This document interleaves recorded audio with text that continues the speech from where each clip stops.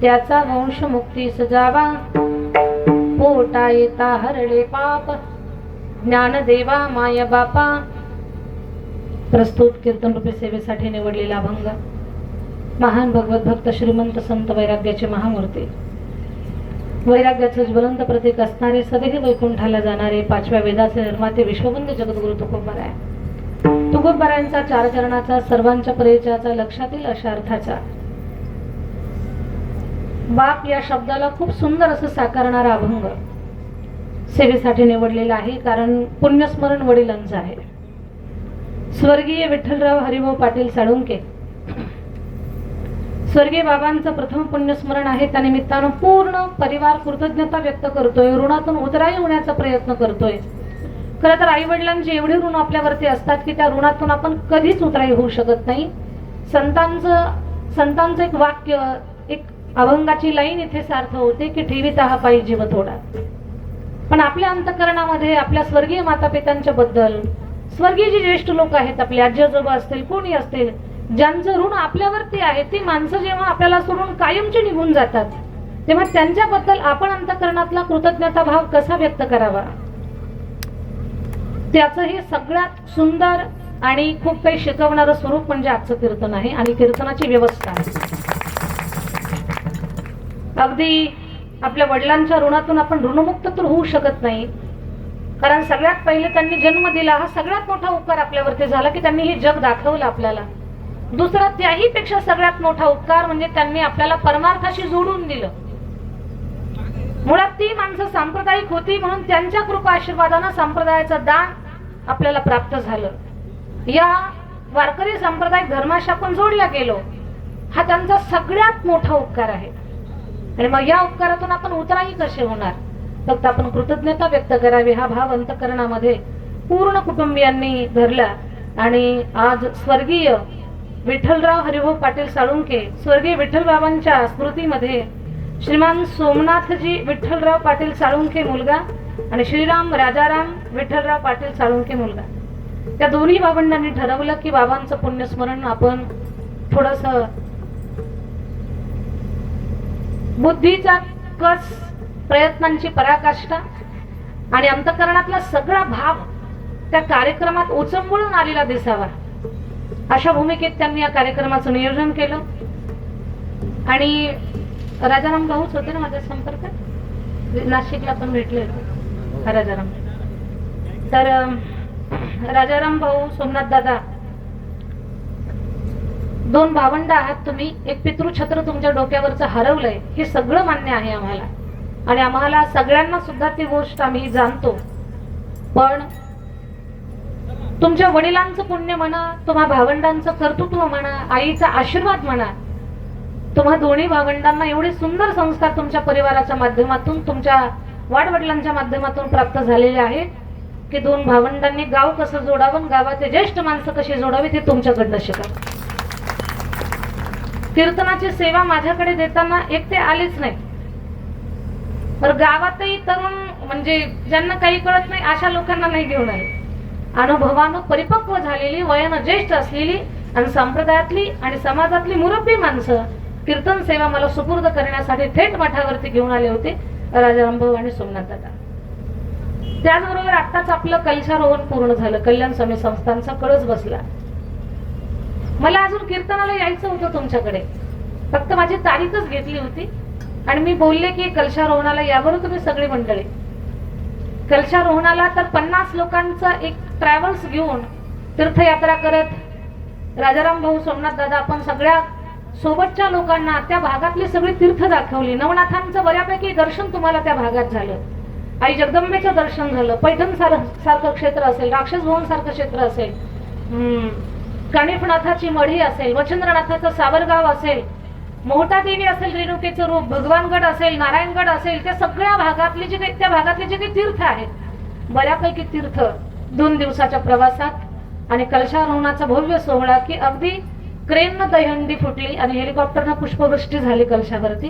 हा सगळा नेत्रदीपक सोहळा तुम्ही तुमच्या गावकऱ्यांनी त्याचा खूप अंतःकरणातून आनंद घेतला. त्या यज्ञामध्ये, त्या आमच्या आनंदात आपण सहभागी झालात. फक्त सहभागच नाही तर असा काही जुना परिचय नाहीये, अशी काही जुनी घनिष्ठता सुद्धा नाहीये, पण पहिल्याच निमंत्रणामध्ये तुम्ही सगळ्यांनी एवढी माया आणि आपलेपणा जोडला. म्हणजे राजाराम भाऊ आणि सोमनाथ दादा यांचं तर बोलणं फार मवाळ, श्रद्धा, भक्तिभावानं भरलेलं आहेच आहे, पण आपल्या सोबत जी माणसं होती ती सुद्धा फार सज्जन, फार प्रेमळ आणि संतांचा आदर करणारी होती. हे तुमच्या सगळ्यांच्या बोलण्यातून माझ्या लक्षात आलं. आणि आपण सगळ्यांनी मिळून कलशारोहणाच्या सोहळ्यामध्ये काहीच अशी जास्त घनिष्ठता नाही तरी सुद्धा खूप चांगल्या पद्धतीनं त्या कलशारोहणात अन्नदानासाठी भरीव देणगी देऊन आपण त्या कार्यक्रमाचा भाग बनलेला आहात. ही गोष्ट आमच्यासाठी अविस्मरणीय आहे. आणि तुमच्या सगळ्यांच्या अंतःकरणातली संतांची आदर करण्याची जी रीत आहे, जो एक भाव आहे, जी नजरेतली नम्रता आहे, अंतःकरणातली एक शालीनता आहे, शब्दातली एक शालीनता आहे, ती जी तुम्हा सगळ्यांना जी प्राप्त झालेली आहे, ही सगळी सरला बेटाची कृपा आहे तुमच्या सगळ्यांना. गंगागिरी महाराज, श्रद्धे रामगिरी बाबा, अशा मोठ्या संतांच्या छत्रछायेखाली वावरणारी आपण सगळी लेकरं, भले वयानं कोणी मोठं असेल कोणी लहान असेल, पण साधूला शरण जाताना आणि साधूच्या शरणांगतीमध्ये असताना वयाचा हिशोब नसतो.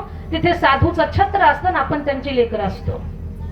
तर तुमच्या सगळ्यांवरती, या पूर्ण परिसर पंचकृषीवरती दूर दूर पर्यंत सरला बेटाचं खूप मोठं असं कृपा छत्र आहे. आणि त्या छत्राखाली खूप संस्कारानं संपन्न आपण झालेली सगळी मंडळी आहात. खरं तर तुम्ही आमचं कीर्तन घेताय हा तुमच्या अंतःकरणातला उदात्ततेचा, प्रेमळपणाचा भाव झाला, पण तुम्हा सारख्या सज्जन लोकांमध्ये, साधू कृपांकित मंडळीमध्ये आम्हाला कीर्तनाचा योग प्राप्त होतो, ही आमच्या सुद्धा भाग्याचीच गोष्ट आहे. आपण सगळी मंडळी तुमच्या सगळ्यांच्या चरणावरती सादर वंदन. आल्यानंतर सगळी ज्येष्ठ गावातली मंडळी आम्हाला भेटायला आली. पोलीस पाटील काकांच्याकडे, सभापती साहेबांच्या घरी जेवणाची व्यवस्था झाली. खरं तर सगळीच माणसं स्वतःच्या ठिकाणी फार श्रेष्ठ आहेत. एकाचं नाव घेणं, एकाचं विसरणं, कार्यक्रम वैयक्तिक असल्या कारणानं आपण सगळी ग्रामस्थ मंडळी एवढा एक शब्द आपल्या सगळ्यांसाठी वापरते. आणि परिसरातून पंचकृषीतून आलेले बरेच भाविक जन, या भागातल्या खूप साऱ्या मुली आपल्याकडे आहेत, जिनं सुंदर पांडुरंगा करू प्रमाणे दिलं, अशी भक्तिताई थोरात, तिचे बाबा. आता नवीन काही पालक यावर्षी जोडलेले आहेत, त्यांचे आडनाव अजून मला पाठ झालेले नाहीये. आमचे जान्हवी मतसागरचे बाबा आहेत. कल्याणी खेडकर, बुट्टे वाडगावची खूप छान कन्या आहे की तिनं 18 पुराणांचा अभ्यास केलेला आहे. कथा करते, ती कीर्तन करते. तशी कल्याणी ताईचे वडील तातेराव खेडकर, त्याचबरोबर आमची तनिष्का जाधव, अशोक भाऊ जाधव तिचे वडील आहेत, तेही आहेत. त्यांच्या पाठीमागे भक्ती खेडकर असेल, दीपाली खेडकर असेल, आमची श्रुती धोत्रे असेल, ही सगळी बरीचशी पालक मंडळी इथे आहेत. आता जेवढे चेहरे दिसले तेवढ्यांची नाव आली, जे अजूनही चेहऱ्यातून म्हणजे माझ्या नजरेतून वजा आहे, म्हणजे लक्षात आली नाहीत मला, अशी कोणी पालक मंडळी इथे बसली असतील तर तुम्ही तुमच्या गावापासून 20 किलोमीटर, 25 किलोमीटर, 40 किलोमीटरचं अंतर कापून इथपर्यंत या कार्यक्रमात सहभागी होण्यासाठी आलात, तर या साळुंके परिवाराच्या वतीनं सर्व पालकांचं सुद्धा स्वागत आहे. मृदंगाची फार सुंदर आणि गोड अशी साथ देणारे आदरणीय हरिभक्त परायण रामेश्वर महाराज फार सुंदर वाजवता आपण. रमेश्वर दादांसाठी एकदा टाळी झाली पाहिजे. रामेश्वर दादांच्या पाठीमागे बसलेले सावंत महाराज, चंद्रकांत बाबा, बाबांच्या चरणावरती वंदन आहे. आणि ही विद्यार्थी बाबा रामेश्वर महाराजांची संस्था आहे, रामेश्वर महाराजांची वारकरी शिक्षण संस्था आहे. आणि ज्ञानेश संगीत विद्यालय, ज्ञानेश संगीत विद्यालय. आणि तुमचं नाव सर? तुकाराम महाराज. तुकाराम महाराज, आपणालाही वंदन आहे. हे गोड विद्यार्थी घडवण्याचं सेवा कार्य जी गुरुजन मंडळी करतायत, तर या लेकरांसाठी, यांना घडवणाऱ्या गुरूंसाठी, दोघांसाठी कदाचित दगडाला आकार देणं सोपं आहे, तुटला फुटला तर त्याचा विचार करत नाही माणूस, पण यांच्या विचारात राहतो आपण. यांना घडवणं सोपं नाहीये. मागच्या 16 वर्षापासून अनुभव आहे मला या सगळ्या गोष्टींचा. ही माझी भावंड सुद्धा, या जे काम आम्ही करतो तेच काम ही माझी भावंड करताय. सगळ्यांनी लक्ष देऊन ऐका. कोणीही मेरिटचा माल आम्हाला देत नाही. मी असू द्या नाही तर रामेश्वर महाराज असू द्या, मेरिटची माणसं आमच्याकडे नाहीयेत. जी घरात वैतागलेली आहेत, गाव वैतागलेलं आहे, शाळा वैतागलेली आहे, अशी सगळी वैतागवाडी आमच्याकडे असते. चांगला माल कुणीही आम्हाला देत नाही. आमच्या झोळीमध्ये खडे टाकण्याचं काम करताय. पण रामेश्वर दादा असतील, आमचे तुकाराम महाराज असतील, किंवा महाराष्ट्रातल्या तमाम वारकरी शिक्षण संस्था असतील, त्याच्यामध्ये आम्ही सुद्धा आलो. आमच्या झोळीमध्ये तुम्ही खडे टाका, पण या झोळीची ताकद अशी आहे, त्याचे हिरे बनवण्याची ताकद या झोळीची आहे. प्रत्येक स्वतःच्या परीनं काम करतोय, कोणाचंही काम अधिक किंवा जास्त नाही. प्रत्येक गुरु आपल्या विद्यार्थ्याला घडवताना खूप खूप प्रयत्न करत असतो. त्याची गुरुजनांच्या त्या परीक्षेला, त्यांच्या प्रयत्नाला कधी तराजू लावायचा नसतो.